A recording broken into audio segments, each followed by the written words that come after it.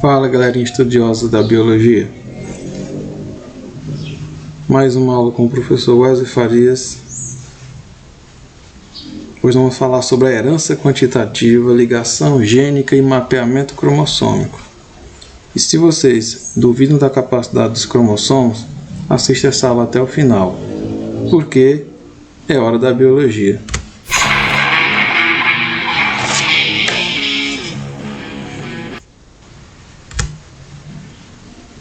Diga aí, pessoal, a genética é ou não é uma caixinha de surpresas? Então, a cada aula nós estamos vendo o quanto esses cromossomos eles têm uma capacidade de se manifestar de diversas formas e cada vez mais nos chama a atenção. Na aula de hoje nós vamos ver um outro padrão de comportamento desses cromossomos em que eles vão sofrer a variação gradativa na expressão do fenótipo. Ou seja, tudo que nós vimos até agora na expressão de fenótipo de diversos genes, não existiu uma gradação. Existiu geralmente duas cores diferentes, se a característica fosse a cor, algo do tipo. Agora nós vamos observar que existem muitas características dos seres vivos, como por exemplo a altura, o peso, a cor, que elas são resultantes do efeito acumulado de vários genes. Cada um vai ter a sua contribuição na manifestação de um determinado fenótipo. Então esse padrão de herança ele é chamado de herança quantitativa, Então está dizendo quantidade. A quantidade, cada gene vai contribuir com uma parcela no fenótipo, tá? A quantidade. Herança quantitativa, ou também conhecida como poligênica. O exemplo é a cor da pele em humanos. Na cor da pele nós sabemos que ela é determinada pela quantidade de melanina, e aí nós vamos colocar aí os genes, tá? Nesse trabalho de produção de muita ou pouca melanina, Então vamos trabalhar aqui com o gene A e o gene B, tá? E com seus alelos respectivos, entendendo que existem os alelos que vão ter o papel aditivo e os não aditivos, tá? O gene, o alelo do gene que tem a função aditiva é aquele que vai aumentar a intensidade da expressão de um fenótipo, enquanto que o não aditivo vai ser aquele alelo que não vai acrescentar nada na expressão do fenótipo. Então o fenótipo, aqui no caso, é a cor da pele, Então, partindo de que o gene A, na versão azão e azinho, o azão vai intensificar a produção de melanina e o azinho pouca. E o gene B é a mesma coisa. O gene B intensifica a produção de melanina e o Bzão, E o Bzinho produz pouca melanina. Então tá aqui. Quanto mais alelos dominantes, tá? Nos dois pares de alelos, mais a cor da pele será escura.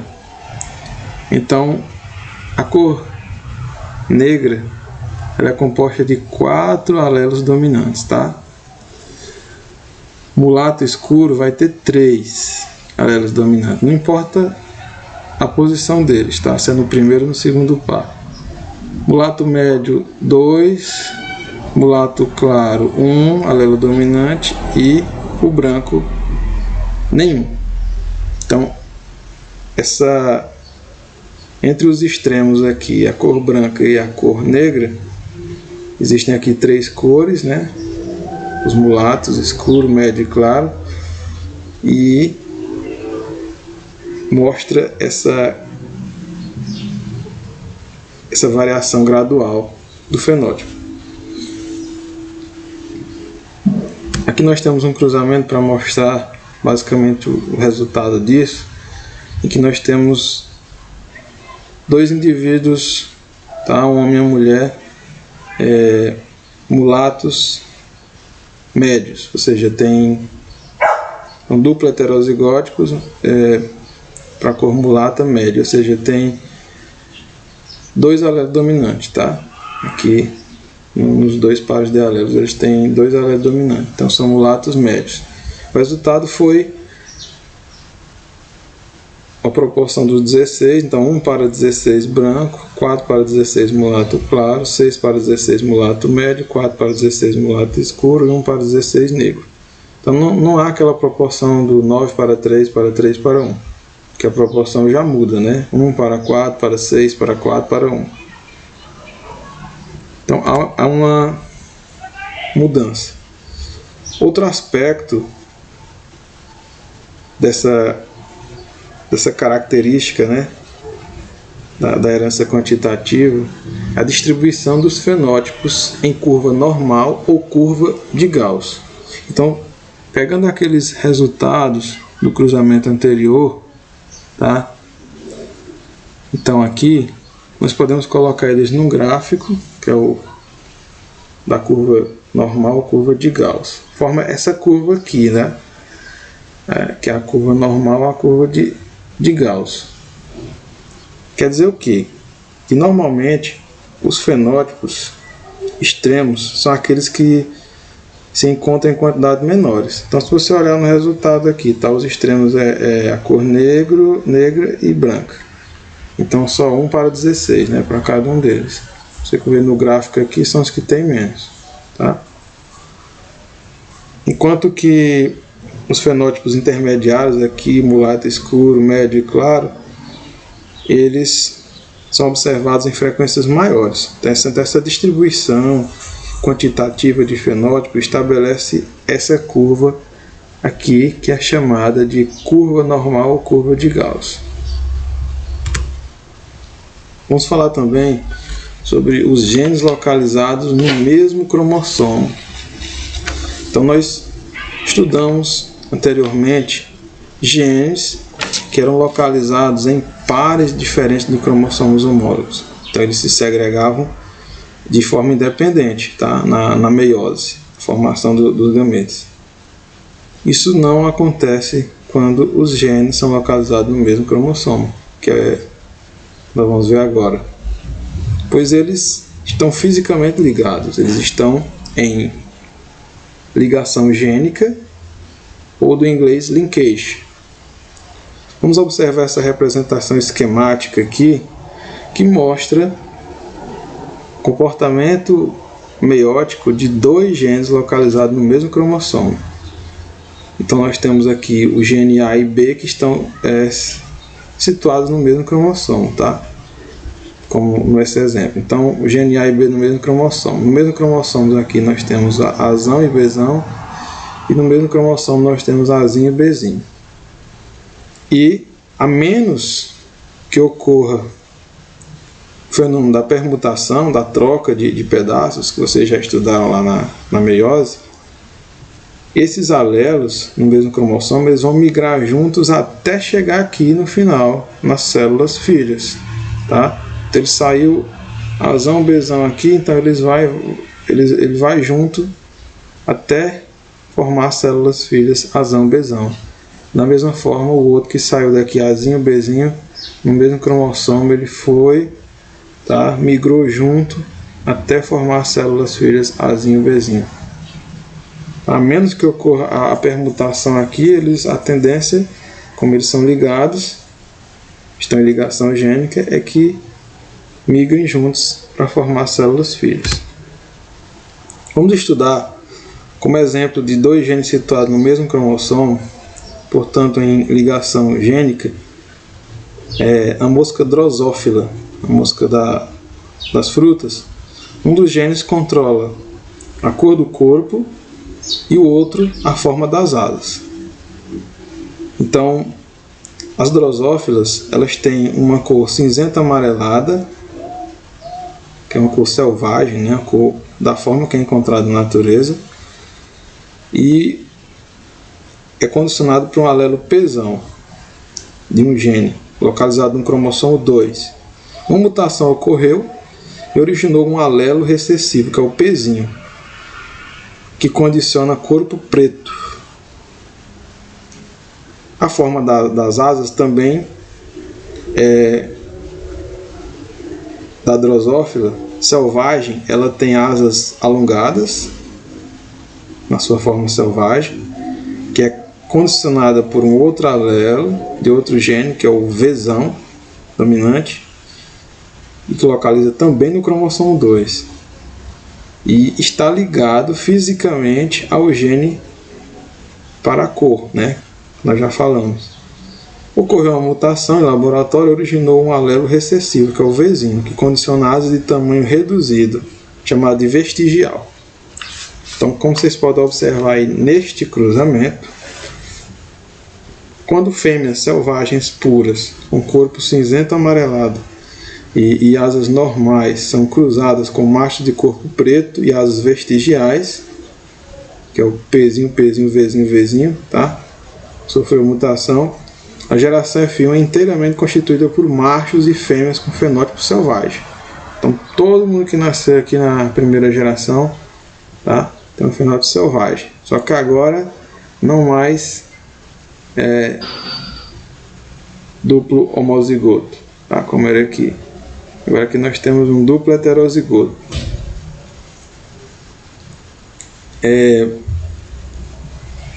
Foram submetidas, as fêmeas dessa geração F1 foram submetidas a um cruzamento teste, vocês estão observando aqui, com machos de corpo preto e asas vestigiais, e produziu 4 tipos de descendente, tá? Que nos interessa aqui: 41,5% corpo cinzento amarelado e asas longas, 8,5% corpo cinzento amarelado e asas vestigiais, 8,5% corpo preto e asas alongadas, e 41,5% corpo preto e asas vestigiais. Então, esses resultados eles são diferentes do que nós vimos acompanhando, né? Por que esses 4 tipos de gametas da fêmea não foram produzidos em mesma proporção de 25%? Né? Como seria esperado na segunda lei de Mendel. Com certeza não está havendo segregação independente entre os genes P e V, porque se eles estivessem se separando de forma independente, né, eles não formariam proporções aí, tá, um resultado tão diverso como a gente observou aqui. Então, entretanto, a questão que intrigava o geneticista era se os genes estavam fisicamente unidos na estrutura do cromossomo, por que sua ligação não era completa? Por que eles não permaneciam totalmente juntos durante a meiose? Então, a explicação básica foi explicando isso através da recombinação pela permutação. Então, para entender essa questão, nós vamos verificar que, como os cromossomos homólogos separam-se na meiose, era de esperar que as fêmeas elas formassem apenas 2 tipos de gameta. Lá, né? As fêmeas da mosca. 50% com o cromossomo materno, portador dos alelos Pzão e Vzão, e 50% portador do alelo paterno, Pzinho e Vzinho. Entretanto, elas formam gametas recombinantes. Como é que isso acontece? Então, o geneticista chamado Morgan, ele propôs a hipótese de que a ligação entre esses genes localizados no mesmo cromossomo só não é completa porque durante a prófase 1 da meiose ocorrem as quebras e trocas de pedaços entre cromátides e cromossomos homólogos. Ou seja, aquilo que a gente já viu lá na meiose, a permutação, as trocas de pedacinhos é que vai fazer com que ocorra essa recombinação. Então a recombinação ocorre devido, tá, entre esses genes que estão ligados, ela vai ocorrer devido ao fenômeno da permutação cromossômica que ocorre lá na meiose. Observe. Então aqui o gene P e V, né? Então você vê que no cromossomo tem o Pzão, Vzão, no segundo cromossomo Pzinho, Vzinho, e aqui eles vão ocorrer a quebra aqui, né, em determinado ponto, fazendo a permutação, e no final, ao invés de ter gameta com o Pzão, Vzão e outro gameta só com o Pzinho, Vzinho, eu vou ter gameta Pzão, Vzão, mas vou ter outras misturas, Pzinho com Vzão, Pzão com Vzinho, e aí Pzinho, Vzinho. Então essa mistura aqui ela é devido à permutação, né? Essa recombinação ela ocorre devido à permutação natural da meiose. Outro fator importante é a estimativa da taxa de recombinação entre dois locos gênicos. Então, se você soma, né, as porcentagens dos descendentes com as características recombinantes, né, lá no cruzamento teste, corresponde à taxa de permutação entre dois locos gênicos. Então, por exemplo, você quer, no exemplo da mosca lá, a taxa de permutação entre o loco do gene para a cor do corpo e o loco do gene para a forma da asa. Então, se você somar, era 8,5, né, a cor do corpo, tá, com mais 8,5, né, do loco do gene para a forma da asa, e aí você tem um total de 17%, tá? Então é só para estimar a taxa de recombinação entre eles mesmo.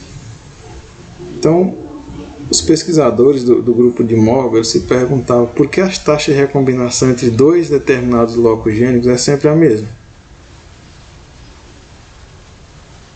Por que a taxa de recombinação varia entre os diferentes locos gênicos?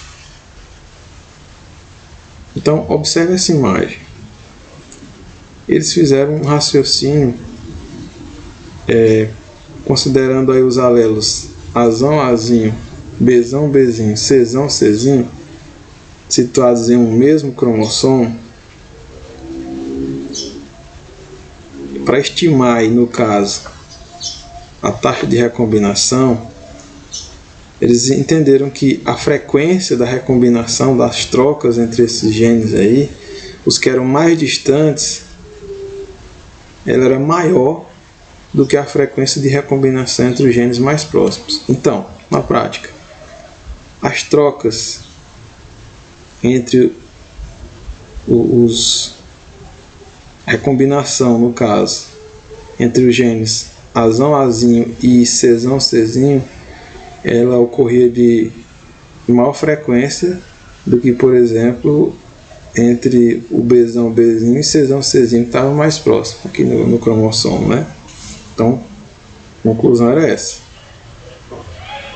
Quanto mais distantes, tá, os genes no cromossomo,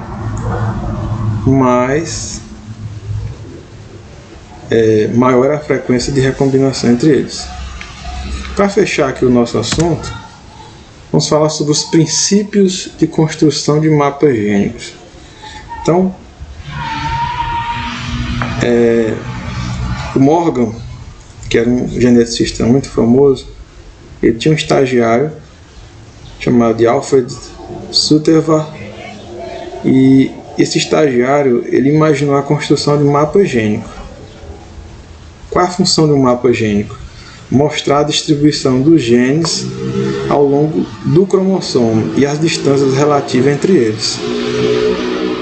Então, Nesse trabalho, um trabalho árduo, ele teria que determinar as distâncias, né, entre esses cromossomos, que é o que configura o mapa gênico. Então ele tinha que fazer vários cálculos.